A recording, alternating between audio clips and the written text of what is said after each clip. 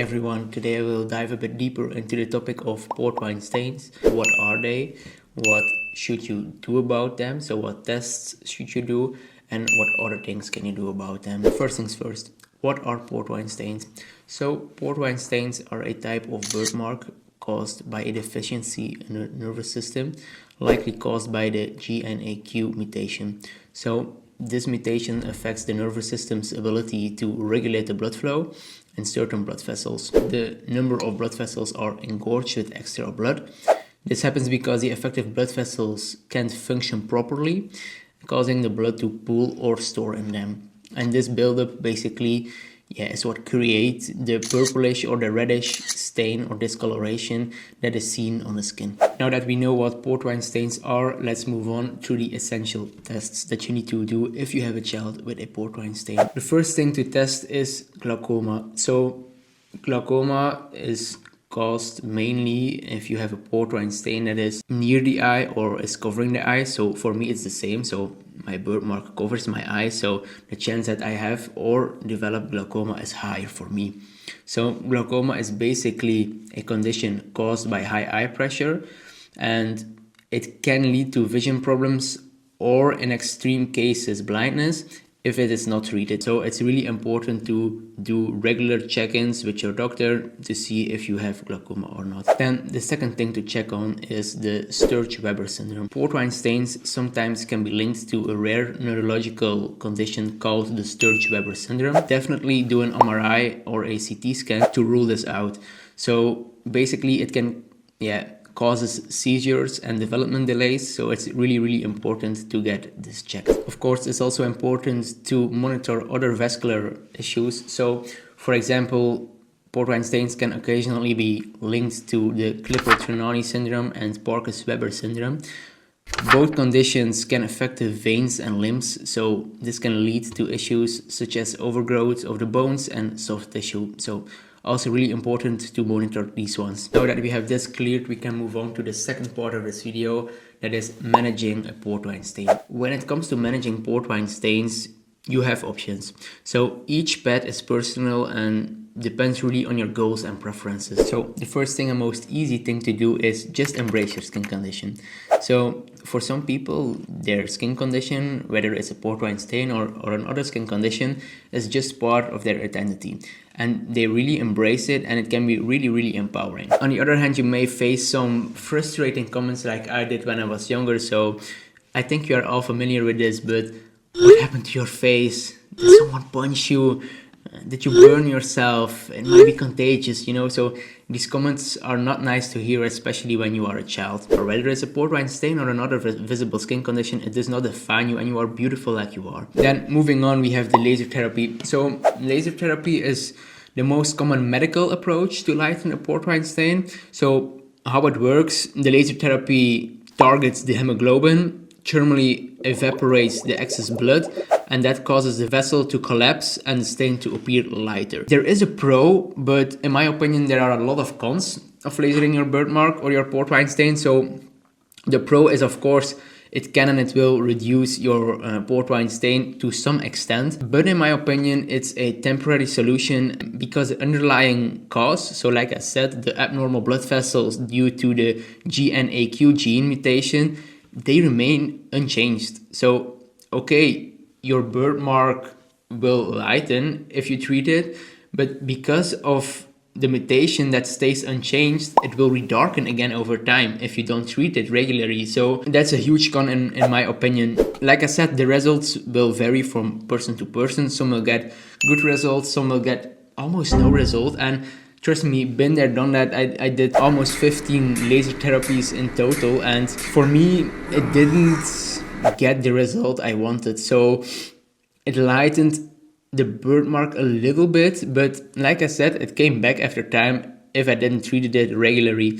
So the second thing is, it's very painful. In my opinion, also, don't start treating your child too young. I know some doctors say you should start young because the skin will react better on the treatment if you start young, but in my opinion, it can be traumatic. You know, it can be a traumatic experience. I started when I was 2 years old, and it's not a fun thing to do. It's really painful, and children are not easy to treat, so they will move and stuff, and if they feel it hurts, they will start to cry, and it's not easy. Like, my parents put me under full anesthesia to treat me, so that of course raises a second concern. Putting someone, and especially a young child, under full anesthesia, it's not something you want to do, right? Of course, you don't need to put them under full anesthesia, but like I said, then it becomes really hard to treat them. My personal opinion, just don't start treating your child too young. Of course, it's totally up to you guys, and what you want and what do you feel that the right thing is, but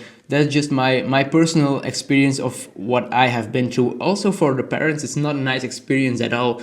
I remember my parents, yeah, they had also a really difficult time when I needed to get the treatment. Also, there are quite some sessions needed, depending on how big, of course, the birthmark is, but it can take months and years to really get good results. Also, you can't really get treated in summer because, yeah, you can't come in direct contact with the sun when you just got your treatment. For me, they treated me in winter and autumn, so that were like the two periods I could get treated. So the other seasons were really not possible to get treatment. Maybe in other countries it's not the same, but in Belgium at least it was like that. And then also, it's a very expensive process. In almost no case, or almost never, the insurance covers the treatment, especially, so I live in Belgium, so it's seen as a aesthetic surgery and not a medical surgery, so the insurance just don't cover it. And then the last part is camouflaging makeup, and that was something I felt really good with, actually. So I started camouflaging makeup when I was 13 years old.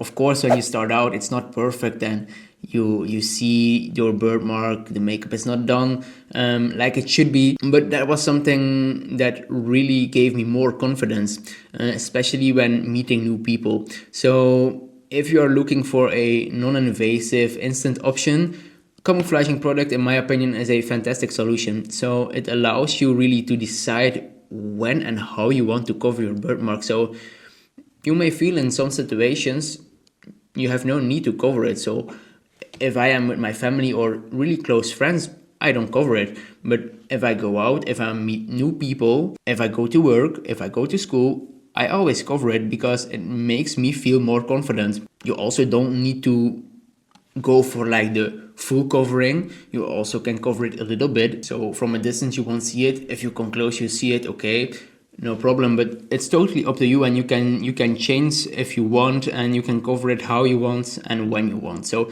that's basically a huge pro, in my opinion. Camouflaging products are affordable, so it is painless, and it's completely under your own control. So it's perfect for daily use, special occasions, and when you want to feel like extra confident. And of course, I won't say camouflaging products are all glitter and glamour, because there are really some problems with the current camouflaging products too. So the problems are like, it takes way too long to apply. So when I want to go for a full coverage look, it takes me almost 40 minutes to really get the look that I have now. So that's a major con, of course. It becomes cakey and it creases. It feels heavy on the skin because you need to apply a lot of layers, and the products right now are really not suitable for an active lifestyle. So if I do some sport, it will smudge off, it will go off, the camouflaging product. So really there are some problems with it too, and that's basically what I am doing right now. So I am making a better camouflaging product for everyone that goes through the same issues that I have been through. I know what I'm talking about. You know, I have the issues myself. I went through all the bullying. I went through all the stares, the rude comments of people. It is really exhausted, and it really hurts you, you know. So I'm sure it relates to a lot of people. And it's not only port wine stains, you know. It's also like redness in your face, or like other skin conditions. Rosacea, for example. These are also skin conditions that have redness in the face. So really, that's why I'm making these products, to really help the people feel confident when they want and how they want. And in the next video, we will be dealing with questions and comments that I have gotten when I was younger and still get, and how I responded on them. So maybe there are some nice comebacks in it, from like rude comments I have gotten, how I responded on it, and how I dealt with it. So it would also be really, really nice if you send in your personal experiences that you have got, and I will go through them, or maybe go through them with someone of you guys. It would be really nice. So reach out to me if you got funny stories or not at all funny stories, so stories that really hurted your feelings, and we can go through them, we can discuss them and educate people on how they should respond on these situations. So see you guys soon. Bye bye.